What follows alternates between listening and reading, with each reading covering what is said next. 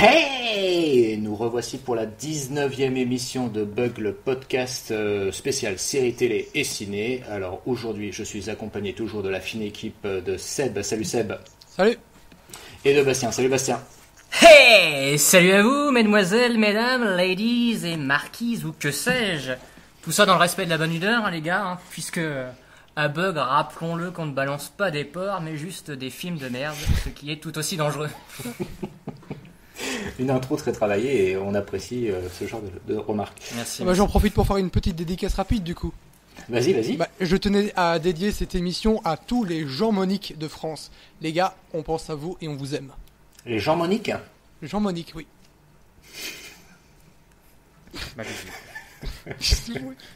Bisous et un peu plus si affinité. Donc ça c'est la blague que tu vas nous expliquer après l'émission, c'est ça? Non, pas vraiment. Enfin, si, en partie peut-être, je sais pas, on verra.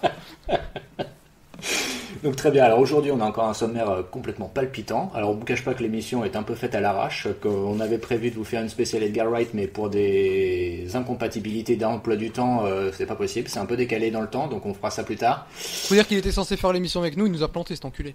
Voilà, ça, exactement. En fait. Il préfère passer ses soirées avec ses copains journalistes et boire des bières et parler de Guillermo del Toro, son grand copain. Et donc aujourd'hui... Seb va s'attaquer au dernier Marvel sorti dans nos salles obscures. J'ai nommé le Thor Ragnarok, c'est ça? Ragnarok, pardon. Et Bastien nous parlera de la dernière série... Enfin non, maintenant l'avant-dernière série Netflix, vu que Stranger Things saison 2 est sortie vendredi. Et que ça y est, c'est déjà oublié, Mindhunters. Donc toi, tu vas revenir sur Mindhunters. Ouais, un petit décryptage. Tu peux dire que c'est la nouvelle série estampillée Netflix à la limite. Voilà. Je vais vous dire un petit peu à quoi il faut s'attendre pour cette série, surtout pour celles et ceux qui n'auraient pas encore jeté un œil à la série. Et bien évidemment, je vais aussi vous dire ce que j'en ai pensé. Arnaque ou génie, baudruche ou fête dans ton slip. Vous serez tous sur Mindhunter. Ouais, ça c'est un programme alléchant et tu sais teaser ta petite chronique et ça fait plaisir. Donc, à moins que vous ayez quelque chose à préciser, on va tout de suite rentrer dans le vif du sujet. Et donc, non, c'est bon, on peut y aller les gars? On peut y aller. Alors Seb, c'est à toi, fais-toi plaisir avec Thor, réalisé par le monsieur qui a un nom un petit peu à coucher dehors. Ouais. Et donc troisième et dernier Marvel de l'année, 3 semaines avant Justice League, et Logan reste le champion incontesté des super-héros au cinéma en 2017, et à ce niveau-là, c'est même plus du jeu. Bref, Thor Ragnarok, qu'est-ce que ça raconte? Thor, le dieu de la foudre, doit empêcher la fin des temps de Asgard. La base, c'est tout, mais là c'est Asgard, parce que tout, c'est beaucoup. Sauf qu'il va se retrouver sur une autre planète et retrouver son vieux pote Hulk devenu gladiateur pour le Grand Master incarné par Jeff Goldblum. Bon, on sait absolument pas comment il s'est retrouvé sur notre planète, l'ami Hulk. Pas Luke, parce que Luke c'est un autre. Mais soit, ils vont quand même former un petit groupe pour s'échapper de la planète et sauver Asgard. Voilà, c'est un résumé un peu fouillis, mais je trouve ça cohérent avec le film. C'est donc réalisé par Taika Waititi, qui précédemment nous a offert le fort surestimé What We Do in the Shadows, qui s'appelle en français je crois un vampire en toute intimité. C'est ça. Et le très beau, très humble et très touchant Hunt for the Wilder People, que je vous recommande chaudement parce que celui-là personne n'en parle, préférant se focaliser sur les vampires nazes. Fallait que ce soit dit.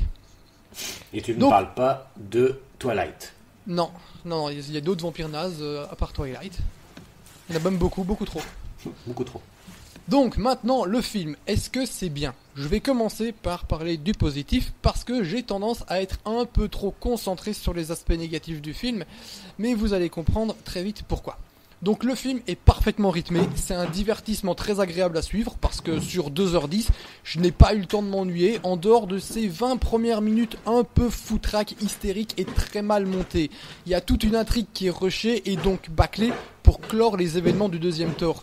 Mais je vais pas trop en parler car ça n'a rien à faire dans la partie positive. Donc...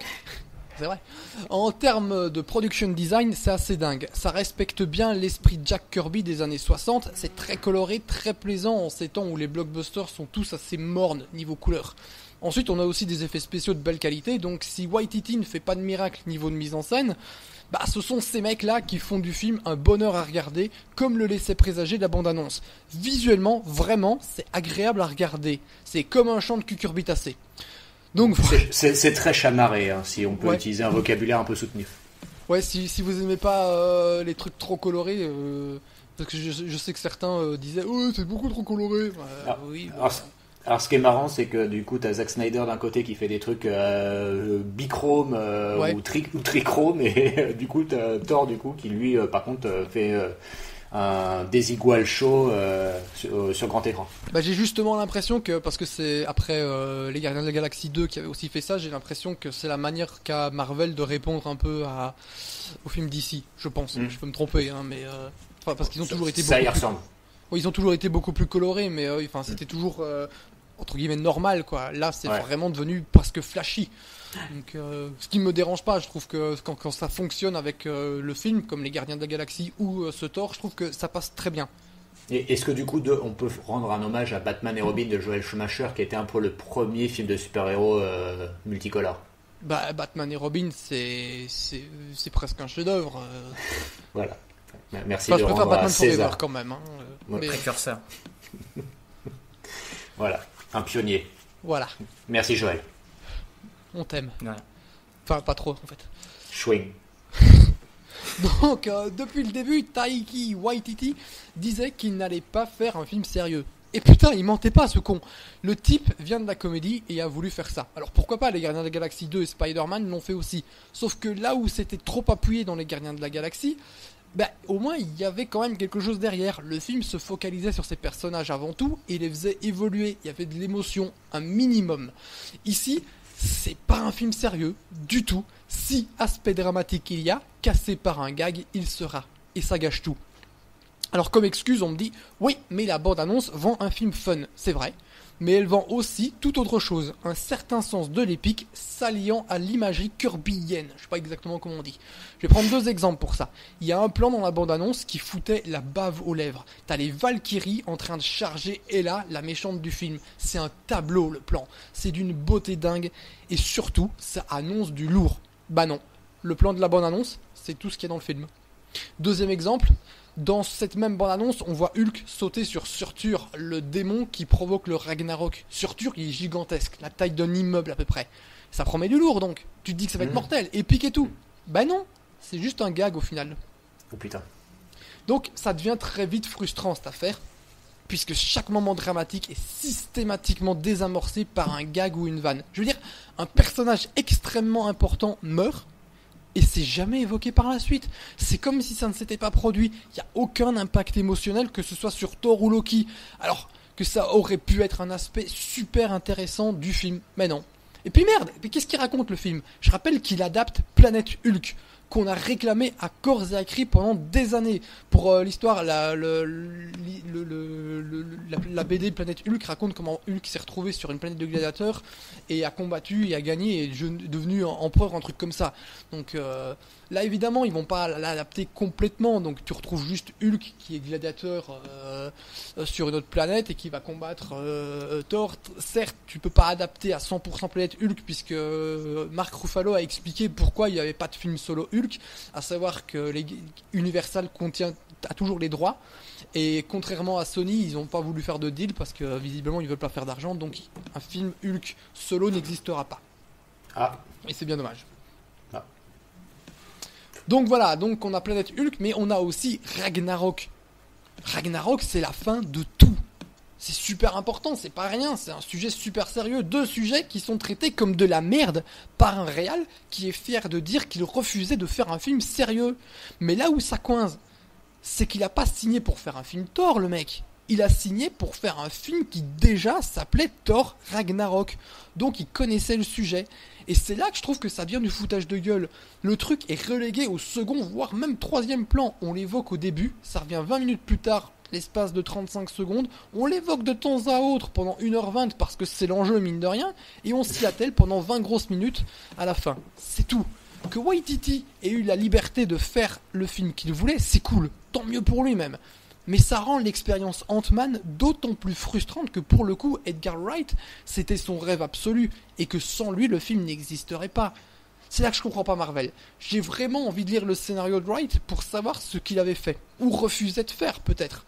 Mais j'ai l'impression que les choses ont été faites à l'envers. Tu brides pas un mec comme Edgar Wright, mais plutôt le petit réal malléable que t'as choisi pour qu'il te fasse ton produit tel que tu l'entends. C'est du ass to mouth, quoi. Ça se fait pas. C'est pas hygiénique. Human Centipede. Exactement. Bref, revenons au sujet. En termes de nouveaux personnages, Valkyrie incarnée par Tessa Thompson est vraiment cool.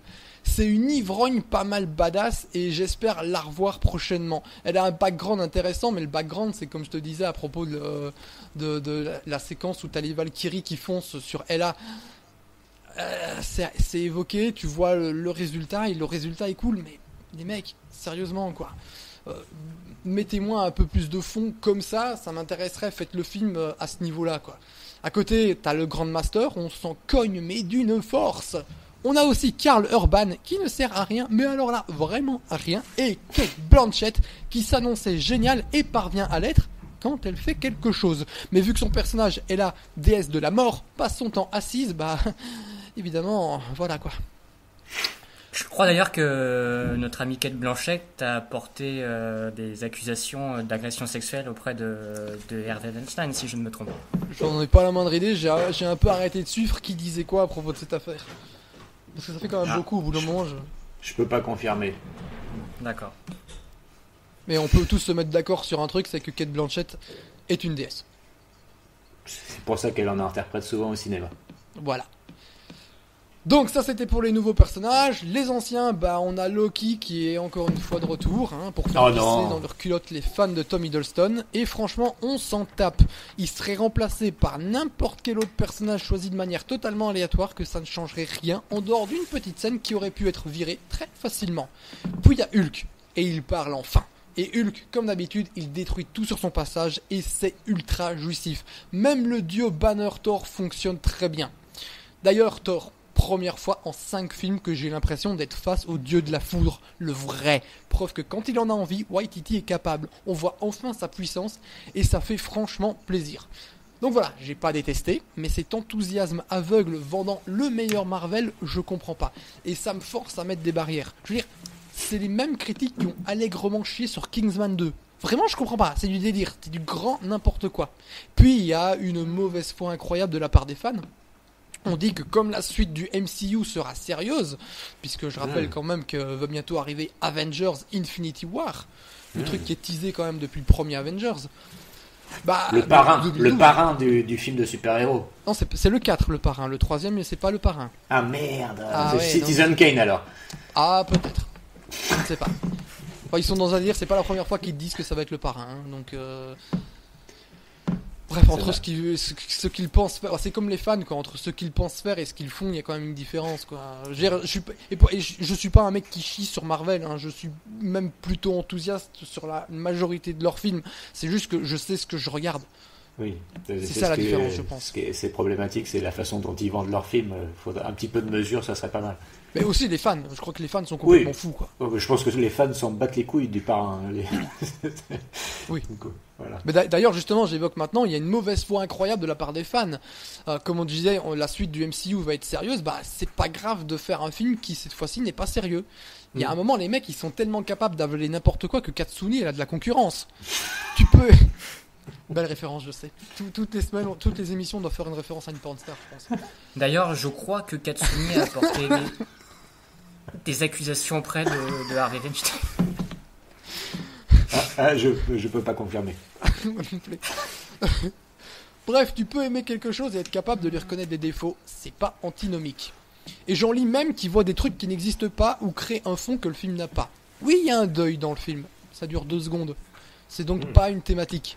Oui, il y a la relation Thor-Loki évoquant donc la famille, la fraternité. Sauf que c'est de la redite, avec la même blague éculée du frère adoptif d'ailleurs. Et surtout, c'était bien meilleur dans le premier film qui était intéressant avant que Thor ne se retrouve sur Terre, où c'est devenu une catastrophe absolument irregardable. D'ailleurs, on va même faire des analyses pointues évoquant le fait que Thor y perde son marteau, qui serait un symbole phallique évident. Oui. Bon, les gars, je sais pas ce que vous utilisez comme God Miché, mais putain, va falloir se calmer parce que moi, perso, des bites pareilles, j'en ai jamais vu. Je sais pas comment ça va en France, d'ailleurs. Est-ce qu'on a le même pénis ? Non, mais je crois que le marteau a porté aussi des accusations d'agression sexuelle envers Harvey Weinstein. Ah, j'aurais cru que c'était l'inverse pour le coup. Ah, J'ai pas vu passer l'info non plus. je peux pas confirmer. Donc ouais, ce film c'est une golden shower en fait. Il y en a qui aiment ça et C'est- qui c'est suivent parti. pour juger. Quoi? C'est parti. Donc il y en a qui aiment ça et qui suis-je pour juger? Mais moi franchement j'ai besoin de beaucoup plus pour m'enthousiasmer. Une pratique sexuelle aussi débridée soit-elle, c'est cool, mais j'aime aussi les câlins et les bisous dans le cou. Bref, je veux du fond et de l'émotion. Honnêtement, c'est pas beaucoup demandé. Après, encore une fois, hein, j'ai pris du plaisir à le suivre et je suis sûr que je prendrai encore plus de plaisir à la prochaine vision, puisque pour le coup, je l'ai vu en VF et que la VF niveau van, c'est toujours très naze. Mais, que je me marre ou non pendant 2 heures, ça changera rien aux problèmes évoqués. Parce qu'après avoir été le vilain petit canard de la franchise sur 2 films variant de naze à rater et être l'Avenger le moins intéressant des réunions de bande, passer si près d'un film génial en le ratant à chaque fois, ça frustre. Donc bref, je lui mets 8 sur mon échelle de cookies. Attends, 8 sur ton échelle de cookies et la note maximum est de... Bah de 12 parce qu'il y en a 12 dans la boîte. Ah oui, d'accord, ok, faut suivre, hein. Désolé. C'est pour rappeler si on a des nouveaux auditeurs, enfin si on a déjà un nouvel auditeur, donc que c'est compté sur les 12 cookies maintenant. Voilà. Voilà. Là c'est un Huit. petit 8 qui peut passer à 10 selon la VO mais qui restera malgré tout un grand moment de frustration. Parce que vraiment je peux pas dire que j'ai détesté le film, j'ai passé 2 heures, c'est long quand tu te fais chier. Oui. Tu sais, dans une année où t'as par exemple Dark Tower qui fait 1h30, c'est une catastrophe, c'est irregardable, même Pirates des Caraïbes 5 est mieux. Je crois que le seul film qui est vraiment pire que en termes de blockbuster que Dark Tower, c'était Transformers 5. Mais voilà quoi, je veux dire, non, Thor fait plaisir à voir comparé aux autres, mais putain quoi, prends ton sujet au sérieux, quoi. C'est pas grave, une fois de temps en temps d'être un petit peu sérieux. Et Black Panther qui sort en février a l'air d'être bien plus sérieux. Après faut pas trop faire confiance aux bandes annonces évidemment, mais j'ai tendance à avoir confiance en Ryan Coogler. Ryan Coogler, voilà, je cherchais justement son nom. J'espère que comme Waititi il a eu Taika Waititi, oui voilà, putain il est compliqué ce nom quand tu l'as pas écrit. Oui, toi. t'as vu, J'espère qu'il a eu autant de liberté que lui et que du coup il va nous faire un film super sérieux parce que la bande annonce elle claque bien. Voilà, je voulais d'ailleurs qu'on l'évoque dans notre rubrique Café du commerce, mais parce que ça m'était revenu justement pendant que tu étais en train de parler de Thor, mais on peut brièvement l'évoquer effectivement tout de suite, parce que la bande-annonce est parue le lendemain, je crois, de la dernière diffusion du dernier Bug. Donc c'est de Black Panther de Ryan Coogler, et effectivement cette bande-annonce, elle tabasse pas mal, et pourtant vous le savez, je suis pas friand du tout de ce genre de produit, mais celui-ci... sent plutôt pas mal. Michael B. Jordan et comme d'hab, il pue le charisme à 100 km à la ronde, c'est dingue. Et visuellement, c'est torché et on sent, je suis pas le premier à le dire, hein, mais il y a pas mal d'un petit côté Avatar dans la production design. Donc voilà. On peut effectivement l'attendre de pied ferme, et puis en plus effectivement comme c'est pas un super héros qui fait partie de la clique habituelle, ça peut être un peu plus original que ce qu'on... Ah mais il l'a déjà rejoint dans Civil War hein. Oui, mais bon voilà. Et il sera dans Avengers aussi. Ah donc en fait... Donc on le verra 2 fois l'année prochaine. Ouais, d'accord, ok, donc c'est bien. Ils vont déjà le faire rejoindre ses petits camarades, et ça c'est très bien. Parce que c'est aussi le problème un peu de Thor Ragnarok, c'est-à-dire qu'il fait suite à Thor 2, puisque comme je disais, les 20 premières minutes du film, c'est vraiment clore ce qui avait été balancé à la fin de Thor 2, alors que t'as Avengers 2 qui est sorti derrière, mais on ne l'évoque pas parce qu'on s'en bat les couilles. Et d'ailleurs, on balance Doctor Strange pour faire la blague et dire regardez, ils se sont déjà rencontrés. Mais c'est vraiment c'est bâclé. Puis t'as la toute fin où t'as finalement le prochain Avengers qui est déjà teasé. C'est un peu le problème, c'est-à-dire que au milieu de tous ces shared universe qui se perdent tous, Marvel est la seule vraie réussite au milieu de tout ça. Mais moi ça me gonfle de regarder un film et de me dire ils sont en train de me teaser ça, mais dans ce film là il faut que je me souvienne que dans celui-là il y avait ça qui était évoqué. Ça me fait un peu chier ça. Ouais, c'est compliqué quand même. Si en gros t'es obligé de te les faire tous, quoi. Sinon tu perds des trucs. Ouais, bah oui, globalement. Mais même parfois, ils zappent des trucs sans en avoir rien à foutre. À la fin de Winter Soldier, t'as Captain America qui va partir à la recherche du fameux Winter Soldier, donc puisque c'est son pote. Et dans Avengers 2 qui se déroule après, tout ce qui s'était passé avec le Shield, donc qui était en fait, qui avait été infiltré par Hydra, donc en gros des nazis. Et ben c'est terminé, c'est-à-dire tu te dis ça va être la suite dans le prochain Captain America, mais non, ils t'évoquent ça 35 secondes enfin ils évoquent même pas le problème en fait, ils te règlent juste le problème dans Avengers 2 en 30 secondes et Captain America passe tout son temps à ne pas évoquer son pote Bucky Barnes, et puis après arrive Civil War et là enfin il se réintéresse à son pote, et c'est toujours un peu le problème quoi. Je pense qu'ils devraient faire des films unitaires, c'est-à-dire c'est ce que DC a dit qu'ils allaient faire après s'être complètement planté sur ce point avec Batman vs Superman.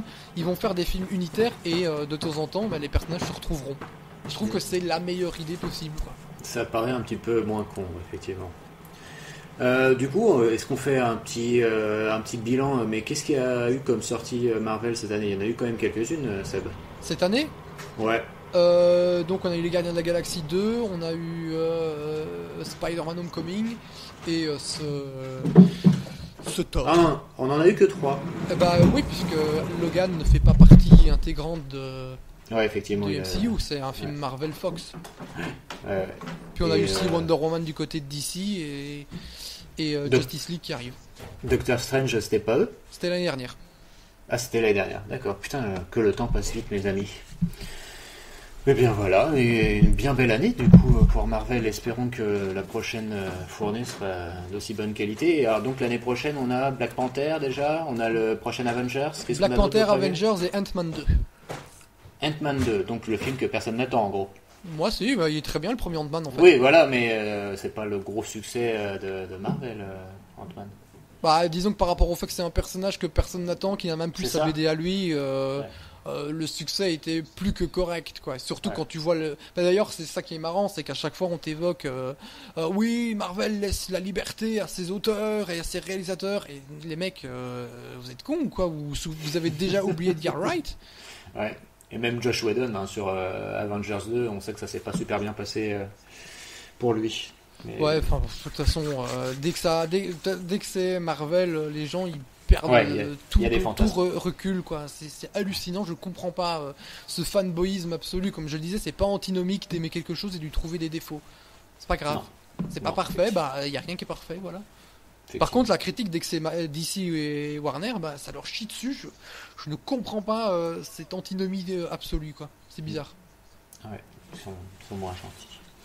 J'avais une petite question pour toi, Seb. Moi, justement, quand vous vous en souvenez parfaitement tous, dans une précédente émission, on avait évoqué... pas quand tu parles, donc on avait évoqué justement une version live de Akira qui était prévue par le réalisateur de Thor 3, de Tahiti Bob, là, je sais plus son nom. Waikiki.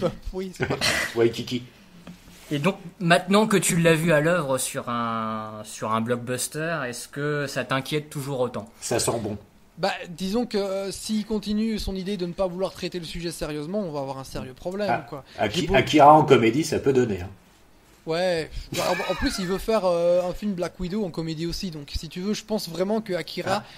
S'il le fait, est d'entre de très mauvaises mains, parce que c'est pas un très grand réal, le mec. Là, en l'occurrence, je te dis, visuellement, le film est fou, mais c'est parce qu'il a travaillé avec des équipes qui savent le faire. En termes de mise en scène, je veux dire, il y a des séquences d'action, elles sont pas non plus complètement folles. C'est lambda. Je me demande même si c'est pas un réalisateur de seconde équipe qui aurait fait le boulot.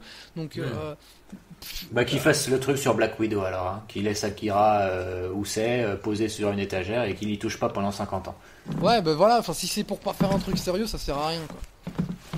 Mais Black Widow, c'est Scarlett Johansson. Ouais. Ouais, mais du coup, je crois qu'elle a eu des... Je peux pas confirmer. Harvey, si nous écoute. On t'embrasse. Avec consentement, évidemment. Bien sûr. Donc je pense qu'on peut tout de suite passer à la deuxième chronique de cette émission. Et c'est donc Bastien qui va nous parler de Mindhunter. Bastien, c'est à toi? Ouais, alors Mindhunter, qu'est-ce que c'est? C'est la nouvelle série phare produite par Netflix. Donc elle a fait beaucoup parler d'elle parce qu'on y retrouve à la production et à la réalisation de 4 épisodes sur les 10 que comporte cette saison, un certain David Fincher. Schwing. Donc, Qui? donc on rappelle justement pour les cancres du fond qui ne savent pas qui est David Fincher, c'est le réalisateur culte de Seven et de Zodiac, entre autres. What's in the box? Et de Gone Girl. Et de Gone Girl. Alors Mindhunter, ça parle de quoi? En gros, ça se passe dans les années 70, à une époque où l'étude de la psychologie des tueurs n'est pas encore rentrée dans les mœurs. Et justement, on va suivre 3 personnages, surtout, qui vont mener à la naissance de ça. Ils travaillent pour le FBI et ils vont interroger des tueurs pour les comprendre. Car oui, les tueurs, ce sont des gens et des êtres humains comme vous et moi, enfin surtout moi. Et à la base, on va essayer de comprendre pourquoi ils sont devenus comme ça. Qu'est-ce qui les a menés et les poussés à tuer? Parce que oui, c'est cette grande question, pourquoi on devient un tueur? Alors, je me permets juste de t'arrêter là. Ça, c'est le pitch de la série. Ouais. Il faut reconnaître que c'est quand même pas ultra bandant. Non. Mais Ah. voilà. Après, faut pas non plus trop rentrer dans les détails. Alors après, moi, qu'est-ce que j'en ai pensé aussi? J'ai envie de dire que j'ai beaucoup, beaucoup aimé. Alors, j'ai tout de suite accroché au début de la série. Alors après, il faut dire aussi que le sujet, à la base, m'intéresse beaucoup. S'intéresser à la psyché des tarés, c'est un truc qui me fascine. Parce Et que tu en d'ailleurs, as toi-même, c'est ça? c'est un peu ça. Et de toute façon, c'est un thème qui intéresse déjà beaucoup de gens en général. Oui. La fascination du mal et Mindhunter rentrent vraiment dans cette catégorie-là. C'est pas très féministe. Ah. Non. Mais la série est dédicacée à Pierre Bellemare. Et Christophe Ondelat. Voilà. Dr Mouse. D'accord, c'est pas Mickey Mouse. Alors aussi, il faut pas tomber dans le piège de c'est une série comme True Detective ou du type Seven justement. On n'a pas affaire là à des flics avec un flingue dans la main qui mènent une enquête et qui doivent affronter un méchant. Mindhunter, c'est une série avec des agents en costard cravate qui vont surtout interroger les méchants. Ils se salissent pas les mecs, ils sont pas vraiment sur le terrain. Donc il faut le dire tout de suite, si vous êtes hermétique aux scènes d'interrogatoire, passez votre chemin, j'ai envie de vous dire. Car la série regorge de ces moments d'échange et de dialogue, pleines de tension et de malaise pour ceux qui aiment ça. Moi, j'aime le malaise. Ouais. Alors après, c'est vrai que la série, elle louche quand même aussi parfois avec un côté un petit peu plus divertissement. Sur le côté, c'est qui a tué. C'est vrai, mais tu sens que ça reste quand même très minime et c'est pas ce qui va intéresser les mecs qui font la série. Et c'est tant mieux, car c'est ce qui fait aussi toute son originalité. L'histoire du flic face à des tueurs, c'est le sujet ultra rabâché. Ah oui. Mais là, c'est le point de vue du projet qui est super intéressant, parce que montrer comment on a pu changer les méthodes de travail sur les criminels, grâce à la psychologie et le dialogue, c'est un sujet vaste et très intéressant à creuser. Là, tu sens qu'il y a un basculement, c'est le changement d'une époque. Il faut rappeler que quand la série commence, le terme serial killer N'existe pas. n'existe pas. Et justement, t'as une scène, c'est la scène des nuls, quoi. Et C'est vrai ça. Ça m'a bien fait marrer, j'y ai pensé aussi. ah bah ouais, forcément. En France. Et tu te dis que parce que Fincher apparemment il veut 5 saisons, s'ils arrivent à faire ça, ça peut donner au final un très bel objet d'étude. Parce que pour moi, on est à la limite plus du côté de la série historique d'époque à la Mad Men que dans une série d'action type Millennium, pour faire référence à une autre grande série sur les tueurs en série. Merci. Alors quand je parle de Millennium, je fais référence à la série de Chris Carter avec Lance Henriksen. Exactement. Oui, je ne parle pas de la trilogie moisie suédoise ou les films moisis aussi de Fincher. Non, il est pas Il est mal. bien le film de Fincher, connard. Ouais, il est même très bien. C'est parce que t'aimes pas les femmes que tu dis ça. D'ailleurs, je crois qu'il y a des femmes qui ont été abusées par Harvey Weinstein, mais Ouais, je crois. je peux pas confirmer. Je peux pas confirmer. Non. Alors après, vous l'avez compris, la série est extrêmement bien produite. En termes de réal, c'est visuellement très solide. Tu sens la patte Fincher de Zodiac notamment. Le casting aussi extrêmement réussi. Alors dans les seconds rôles, on a même le mec qui campe le tueur Ed Camper. Alors, tout le monde a été scotché par son interprétation. À chaque fois qu'il apparaît, il bouffe littéralement l'écran. Il transmet bien le paradoxe des tueurs, où tu as une certaine sympathie et une tendresse, alors que le mec, c'est quand même la pire des enfuirs. Au niveau des flics, il y a Emmanuel Macron, ça, on l'a tous compris, tout le monde l'a remarqué, tout le monde l'a dit sur les réseaux sociaux, c'est bon. Moi, j'aimerais surtout souligner l'autre flic, campé par Holt McCallany. Ouais. Un acteur fétiche de David Fincher. Ouais, c'est ce que j'ai vu après coup, qu'il était un petit peu là dans tous les films. Je suis absolument fou de son personnage. Pas trop encore exploité, justement, mais on le voit juste ce qu'il faut pour lui donner toute sa dimension. C'est le flic, tu sais, un peu plus vieux que le jeune loup qu'on a comme héros. Lui, Bill Tench, c'est le mec déjà plus blasé par la vie, le type un peu taciturne à qui on ne la fait pas, qui sous ses faux airs de dur, on sent un mec bien plus humain que le héros, justement. C'est un mec qui bouillonne d'émotions sous sa carapace. Et j'aime aussi beaucoup l'idée avec son fils.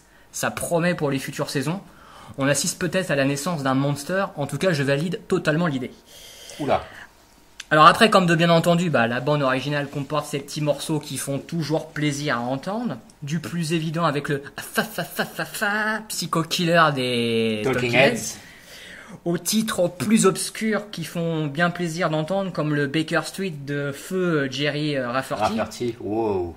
Celle-là, elle est pour toi, Alphonse. Exactement. Après, t'as aussi du Fleetwood Mac, des bons petits boules en jean Levi's, du vin blanc. Que demander de plus, mes amis? Alors après, pour être tout à fait honnête avec vous, car je sais que vous lisez en moi comme dans un livre ouvert, vous sentez bien qu'il y a un petit bémol quand même derrière tout ça, parce qu'on ne se refait pas. J'ai été un petit peu déçu par le dernier épisode de la série, enfin de la saison. Alors vous n'y me méprenez pas, il n'y a pas de craquage de la série, mais j'ai pas fini sur les rotules non plus. C'est pas que je m'attendais forcément à un twist de fou ou à un gros événement qui fasse bousculer le show. J'ai bien compris que c'est pas le souci pour l'instant. Mais je sais pas, j'ai pas senti un gros truc thématiquement non plus. Un truc vraiment fort où tu te dis à la fin, ah ouais quand même quoi. C'est le dernier échange, si vous voyez ce que je veux dire pour ceux qui ont vu la série. Je l'ai trouvé un peu vite expédié, un peu bâclé, pas tendu ou retourné de ouf.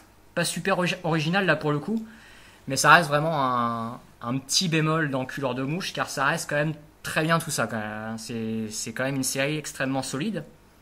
Et en plus, la série a quand même le grand mérite, je pense, je peux me tromper, on verra, c'est qu'elle en a encore beaucoup à donner et à offrir pour les prochaines saisons. Faut pas oublier que ça reste quand même qu'une première saison. Et justement, on sent qu'il y a une construction qui se fait sur le long terme et qui se fait intelligemment. C'est pas la série qui donne tout dans sa première saison et qui galère après pour raconter quelque chose ou qui a déjà trop donné dans sa première saison. Alors j'ai des noms de séries forcément qui me viennent en tête là, mais je ne citerai personne pour ne pas froisser et rester dans une bonne attitude. Alors Seb, t'es revenu des toilettes? Ouais, c'est bon. Ouais, parce que j'ai cru comprendre que tu avais une petite fiole. Oui, ça arrive à tout le monde. Et donc tu as vu aussi la série? Parce qu'en fait, je viens de terminer la saison 2 de Stranger Things, alors forcément, il faut que j'aille au foot.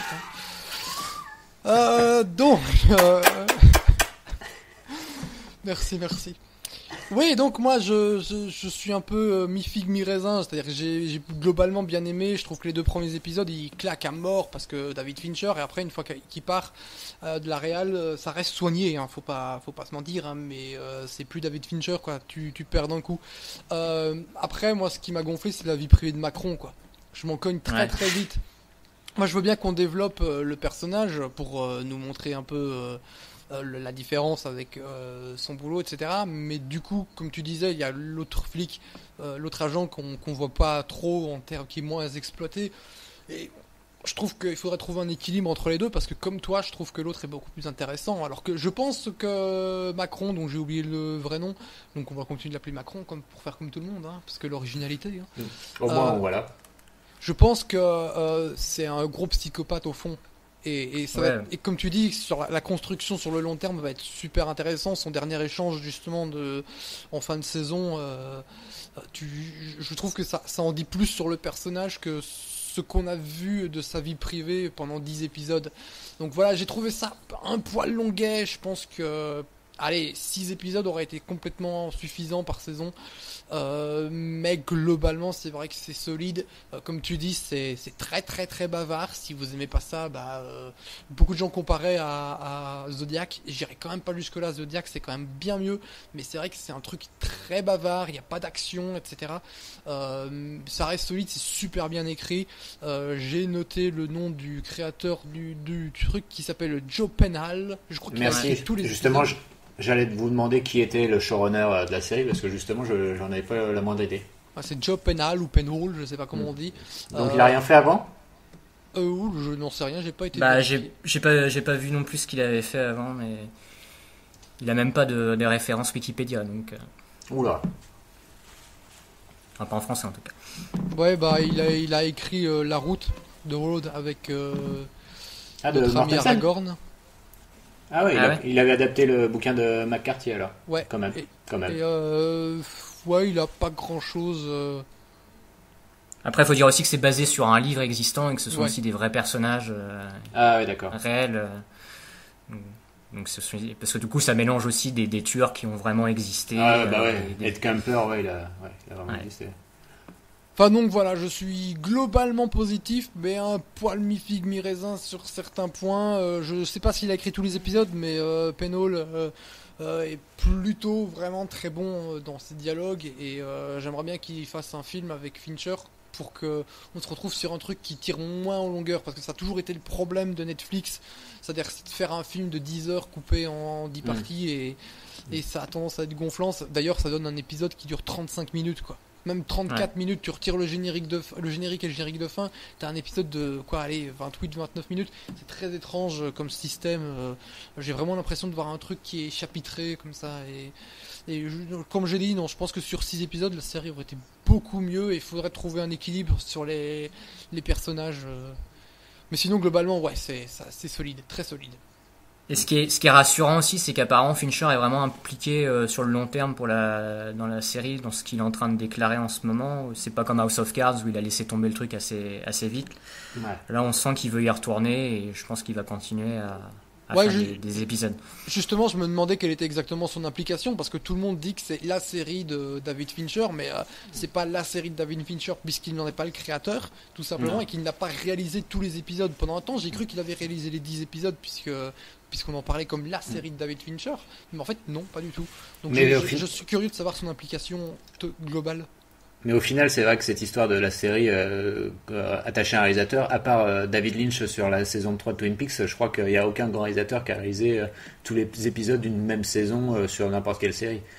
Enfin, j'ai pas d'idée en tête, j'ai pas un exemple précis qui me vient en tête. Je vous dis, à part Lynch sur la saison 3 de Twin Peaks qui a fait tous les épisodes, après... à La chaque saison fois, 1 de True Detective. Ouais, exact. Ouais, effectivement. Vous êtes sûr de ça? Oui, sûr. C'est la saison 2 où ça change. Donc notre ami Kai Fukunaga. C'est ça. Donc, ouais, ok, ouais, ok, bon exemple alors, très bien. Mais ouais, donc Mindhunters. Et ouais, donc Bastien, tu disais que c'était beaucoup de confrontations entre les personnages, et du coup, faut parler des acteurs. Est-ce qu'ils sont vraiment. Est-ce qu'ils sont bons? Parce que justement, ce genre de scène repose beaucoup sur la qualité d'interprétation. Bah ouais, c'est ce que je disais. Celui qui fait Ed Kemper surtout, c'est le personnage le plus marquant de la saison. Moi, je connaissais pas l'histoire du vrai tueur et tout. Et donc, il y a des gens qui ont été faire maintenant des comparatifs entre son interprétation et le mec réel. Et apparemment, il est absolument bluffant dans la ressemblance entre les deux. Et après, oui, en plus, c'est pas trop des gueules moi, j'ai pas trop reconnu de gens qu'on connaissait. Ouais, les deux acteurs principaux, c'est quand même pas des vedettes absolues, loin de là. Non. Même. Parce que du coup, à part Anna Torv qui jouait dans Fringe, qui était l'héroïne, et qui a d'ailleurs, je crois, aussi des soucis avec Harvey Weinstein. Je peux pas le confirmer. Mais c'est vrai que le casting est pas super connu et c'est pas assez mal. prometteur. En tout cas, on espère que la saison 2 sera vite mise en chantier. Et bon, je crois que la série a quand même pas mal marché, donc ça devrait pas trop traîner.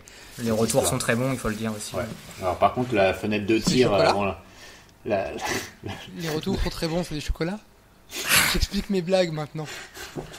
La fenêtre de tir avant la sortie de la saison 2 de Stranger Things, donc le gros mastodonte de Netflix, est court, hein, parce qu'il y a quoi? Il y a eu 15 jours entre les deux. Ouais, À peu près, ouais. donc, Ouais, c'est quand même pas très très sympathique de la part de Netflix, hein.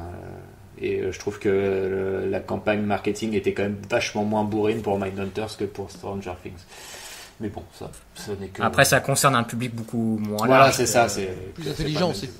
Voilà. Ouh. Ouh. Bah voilà. Bah, Après, moi, il y a une référence aussi que je n'ai pas citée forcément, mais j'ai pensé à Oliver Stone quand j'ai regardé Mindhunter. Je sais pas pourquoi, dans le côté histoire Historique. américaine, ouais, historique, il y a ce côté un peu là, je trouve, dans l'écriture. À l'époque de JFK et compagnie, quoi. Ouais, ça m'a fait penser à ça. Tu insinuerais que le mec fait de la merde maintenant. En, Ouais, c'est un peu ça. en parlant d'Oliver Stone, je crois que lui aussi il a des accusations, mais vraiment là, pour le coup, je peux confirmer que lui aussi il a des trois casseroles au cul concernant un comportement un petit peu olé. Bah, vous savez, c'est parce qu'on n'est pas dans la même pièce pendant qu'on enregistre cette émission, mais je suis en train de me masturber dans des plantes aussi. Donc, Ah, c'était lui sur les plantes? Ah non, c'était Harvey Weinstein. Non, oui, c'était Harvey Weinstein, oui. Voilà, ok, c'est ça. Ouais. Chacun. D'ailleurs, j'aimerais bon. beaucoup que vous me regardiez prendre un bain un jour. Mais, il demande beaucoup de massage quand même, ce pauvre. Ouais. Il a quand même le corps en vrac. En tout cas, ça me fait penser, est-ce que South Park a déjà fait ou a prévu de faire un épisode concernant cette affaire quand même? Parce que ça Ils ont pourrait déjà fait donner une quelque vanne. chose. Ah, Une vanne rapide. parce que là, il y a gros potentiel quand même, je pense. On verra ça par la suite. Ouais, on ne loupera pas cette chose. Bon, Tony, bah, je crois que tu nous avais préparé un petit Ouais. hommage à Daniel Darieux. à Daniel Darieux et à Jean Rochefort qui nous ont quittés les 15 derniers jours. Donc pour Daniel Darieux, je pense que je ne serais pas, par 8 femmes de François Ozon, je ne suis pas trop capable de vous citer un autre film avec la dame. Enfin là comme ça, non. Peut-être que si je vois une liste, je vais peut-être ressortir 2-3 noms, mais là comme ça, non. Jean Rochefort, j'aurais tendance à vous conseiller le diptyque Un éléphant ça trompe énormément et Nous irons tous au paradis, forcément, hein, des comédies franchouillardes de qualité, comme on savait le faire à une certaine époque, que j'appréciais énormément quand j'étais plus jeune, dans mon enfance, donc voilà, je vous les confirme. Mais non, c'est pas du tout ce jeu dont je voulais vous parler, pardon. Je voulais faire juste une petite parenthèse et ne pas vous parler de 7e art ou de série télé pour le coup. Je voulais vous parler de Super Mario Odyssey qui vient de sortir sur la Nintendo Switch et vous dire tout le bien que j'en pensais, parce que donc ça fait 72 heures maintenant que je crois que je suis dessus à peu près. Et ben c'est un vrai plaisir, mais vraiment un vrai plaisir. Je pense que pour venir à bout du jeu, ça va être très long. C'est extrêmement vaste et très très dense. Ça fait partie de ces jeux dont c'est absolument impossible de se dire bon bah je vais faire un petit quart d'heure et puis bah voilà. Clairement, tu rentres dedans, tu joues pendant 1h30, 2 heures sans trop t'en rendre compte. Je trouve aussi que pour un jeu vidéo de 2017, ce que j'apprécie beaucoup et que je retrouve pas souvent, même si je suis quand même un beaucoup moins gros gamer qu'à une époque, c'est que le niveau de difficulté est extrêmement bien régulé. Il n'y a pas de passage ni trop facile ni trop compliqué. Pour le coup, j'y joue avec une personne de l'âge de 6 ans et demi et elle se débrouille plutôt pas mal, donc c'est vraiment un jeu familial, mais bon, c'est un Mario, donc on pouvait s'y attendre. Que la difficulté aurait pu être un peu trop élevée. Là, c'est pas le cas. Ce que j'apprécie aussi dans le jeu pour l'instant, c'est qu'il n'y a pas une musique assourdissante en permanence. Il y a même plein de passages où on entend juste les bruits d'ambiance des mondes dans lesquels on se trouve. Alors donc là, pour l'instant, on a eu des mondes de sable, on a eu des mondes de forêt, des mondes de lacs. Enfin voilà, il y a plein d'univers différents et vraiment vraiment vaste pour le coup. Le temps de compléter tous les trucs, à mon avis, il y en a pour des heures et des heures de jeu. Après, ce que j'apprécie un petit peu moins dans le jeu, c'est qu'il y a une gestion de la caméra 3D qui est parfois extrêmement pénible et quand on affronte des boss par moments, c'est vraiment vraiment chiant. Et du coup, tu te galères un peu à replacer ta caméra au lieu d'essayer de choper ce que le monstre t'envoie pour le récupérer. Enfin voilà, pour ceux qui jouent au jeu, vous comprendrez. Ensuite, ce que j'aime aussi particulièrement, c'est qu'il y a des petits clins d'œil très sympas, nostalgiques au tout premier Mario, et qui sont inclus à l'intérieur même des mondes 3D. Donc ça, c'est plutôt balèze. En fait, je vais essayer de vous décrire ça. En fait, vous rentrez dans un tuyau, vous êtes dans votre monde en 3D normal, comme un GTA classique et compagnie, vous rentrez dans un tuyau et là vous passez en 2D. Genre vous êtes sur la façade d'un des immeubles du décor et en fait vous retrouvez la musique et les bruitages des premiers Mario sur NES et après vous avez les mêmes monstres, les mêmes blocs de pièces et compagnie et bon voilà, ça dure jamais très longtemps mais c'est des petits passages de jeu qui sont extrêmement sympathiques et qui font plaisir aux petits cœurs nostalgiques des anciens gamers comme on peut l'être nous-mêmes et voilà, donc franchement la Switch c'est un gros oui sur l'ensemble pour l'instant. Il y a vraiment j'ai quand même maintenant quelques jeux et je peux vous dire que je suis franchement pas trop déçu. Zelda, même si je n'ai pas eu trop l'occasion d'y jouer, c'est quand même une bombe absolue au niveau des graphismes et tout. C'est pareil au niveau de l'ampleur du jeu, ça se posait là. Et puis là, le Super Mario Odyssey, franchement, moi, en note cookies, c'est du 11 sur 12. Hein. Ouh, c'est appétissant. Voilà. Ah non, mais vraiment, pour le coup, je kiffe pas mal. Et voilà, donc on peut jouer à deux. Il y a un personnage qui contrôle, il y a une personne qui contrôle Mario, et la deuxième personne contrôle la casquette, qui s'appelle Cappy, et qui, elle, donc peut prendre possession de certains personnages qui ont du coup des capacités que Mario n'a pas, et du coup, c'est plutôt pas mal. C'est vraiment plutôt bien foutu, quoi. Donc voilà, franchement, un gros oui sur Mario Odyssey. Voilà. D'ailleurs, je crois, enfin je peux me tromper. Oui, mais je peux pas confirmer. Je crois que la princesse Peach. D'ailleurs, des accusations. Ouais. On peut voir que Bowser et Harvey Weinstein ont effectivement quelques traits de similitude. Ça me paraît évident. Voilà. Et on embrasse Bob Hoskins qui nous a quittés bien trop tôt. Aujourd'hui ? Non, parce que il est mort depuis un moment, mais c'était Mario dans le film. Ah oui, c'est vrai. Et John Leguizamo aussi, qui faisait un excellent Luigi. Et Denis Hopper, voilà, qui nous a quittés. Qui nous a quittés à l'heure qu'il fallait. Ce serait John Leguizamo, je m'inquiéterais quand même un peu. Et comment s'appelait la demoiselle Samantha Matisse. Samantha Matisse, effectivement, qui n'a pas eu la carrière qu'elle méritait. Je pense qu'elle a refusé les avances d'Harvey Weinstein. Ils ont brisé sa carrière et ses deux jambes. Ça ne nous regarde pas. On avait le choix entre briser sa carrière ou ses pattes arrière. C'est ça, effectivement. Écoutez, messieurs, on fait vite fait un petit café de commerce parce que je sais qu'avec Bastien, on s'était consulté un petit peu. On a deux trois petites infos. Voilà. Parce que donc, on vit quand même dans un monde où, a priori, Michael Bay va réaliser une version live que Dora produire. l'Exploratrice. Ah oui, il ne fait que produire. Oui, c'est qui va réaliser, je ne sais plus. C'est déjà pas mal. Ouais, donc de Dora l'Exploratrice, pour les gens qui n'ont pas suivi, donc Michael Bay à la production d'une adaptation live de Dora l'Exploratrice, le célèbre dessin animé avec Shipper qui ship et Babouin le singe. Donc, Babouche, voilà, un truc comme ça. Sac à dos. Sac à dos, voilà, effectivement. Absolument hâte de voir cette adaptation. Alors j'espère que Selena Gomez est en pole position pour incarner Dora, parce que ça pourrait être très très beau. Sinon, je ne sais pas qui pourrait incarner cette fameuse Dora. Donc ce sera écrit par Nicolas Stoller, le mec qui a écrit Forgetting Sarah Marshall. Ouais. Attends, c'était pas un truc qui était nommé aux Oscars, ça Ah non, c'est une prod de Apato non plus, non ? Ouais. Ouais, c'est ça. Mais c'était très sympathique. Donc voilà. Et donc il n'y a pas de réalisateur encore attaché à ce projet. Écoute, je sais pas si c'est lui qui est attaché en tant que réal, mais en tout cas je vois qu'il va l'écrire et que B va produire. En tout cas, après les Tortues Ninja, donc Michael Bay continue de se faire plaisir et j'avoue que Dora l'exploratrice produite par Michael Bay, ça fait envie quand même. Mais ils ont déjà fait une parodie avec College Humour. Donc qui est un truc américain avec Ariel Winter qui est une fille qui joue dans Modern Family, Et maintenant qu'elle a 18 ans, on peut le dire, hein, la meuf, elle a des énormes boobs. Mais incroyable. Quand tu tapes Dora l'exploratrice sur Google, le premier truc que tu vois, c'est la vidéo justement pour cette parodie, c'est faux trailer. Et tu la vois avec son petit short et ses gros boobs attachés à une chaise avec un petit singe à côté. Et bah oui, bah écoute, moi je pense que ça va être un film qui ravira les enfants parce qu'ils sont stupides et ravira les adultes parce que c'est des gros pervers. J'espère qu'Harvey Weinstein produira du coup. Bah oui. Voilà.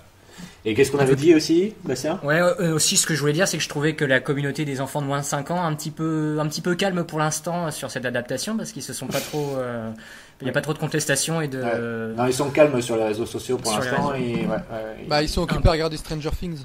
Ouais. Et à se dire c'était bien les années 80. Ouais. Je suis nostalgique de cette époque. Voilà, que je n'ai pas donc, connu. La deuxième info que j'ai notée, c'est Rob Zombie qui, donc, son prochain film, a priori, il retournerait dans l'univers de La Maison des Mille Morts et de Devil Rejects avec la famille, je ne sais plus leur nom.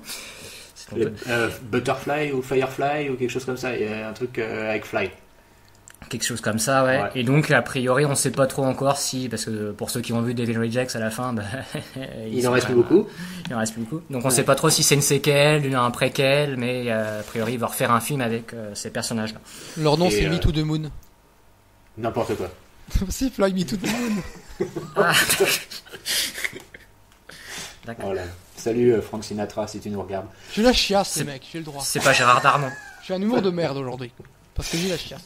En tout cas, donc c'est Bastien qui m'a appris cette news sur Rob Zombie et c'est typiquement le genre de news où tu te dis que sa carrière commence à sentir le caca et c'est dommage, c'est quand même vraiment dommage.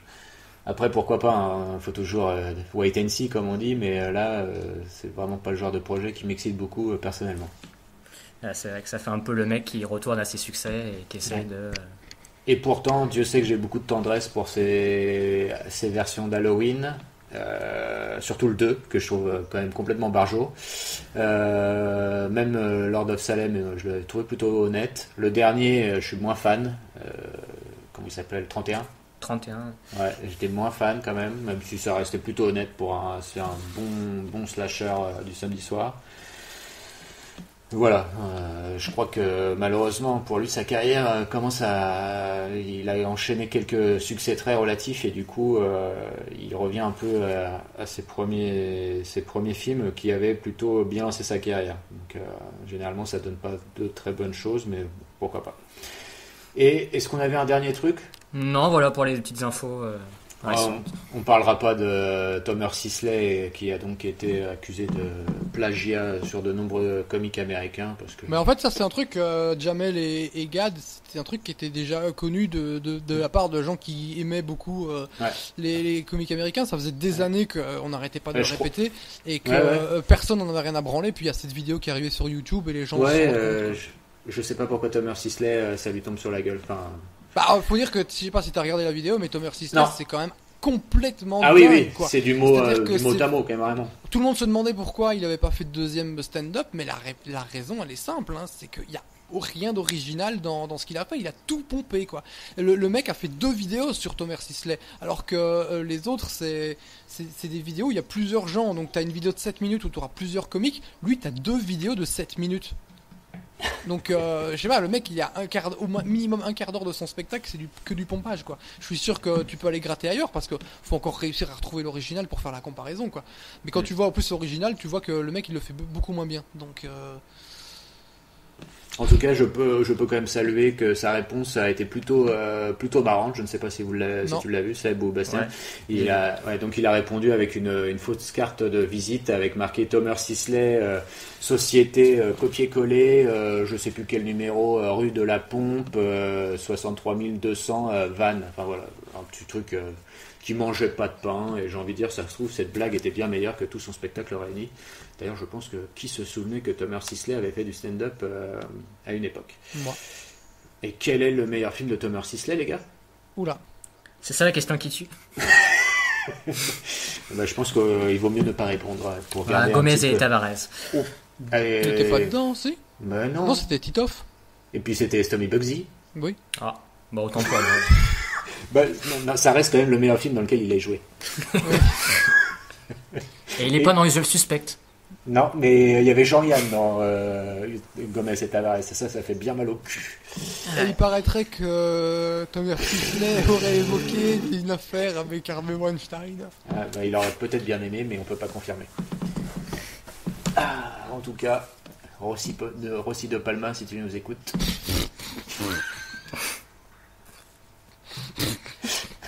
Qui a pas fait de bons films depuis des années aussi. Rossi de la femme de Brian. Sur ce, messieurs, je crois qu'il va être l'heure de nous quitter. Je rappelle les adresses internet, Twitter, réseaux sociaux de chacun. J'ai un chat dans la gorge. Et donc Seb sur Twitter, c'est Grumpy Seb. Bastien sur Twitter, cette fois-ci, eh bien écoute, j'avoue que là, ça vient rien qui me vient. Je crois que c'est pas son compte Twitter, c'est Céline Tran, I'm Céline Tran, son compte Twitter. Donc voilà. Et je suis Alphonse Dadet sur Twitter. Je vous embrasse, messieurs. Et on embrasse tous les Jean-Monique de France. Absolument. À bientôt. Et d'ici là, portez-vous bien et regardez de bonnes choses. Ciao, ciao. Salut.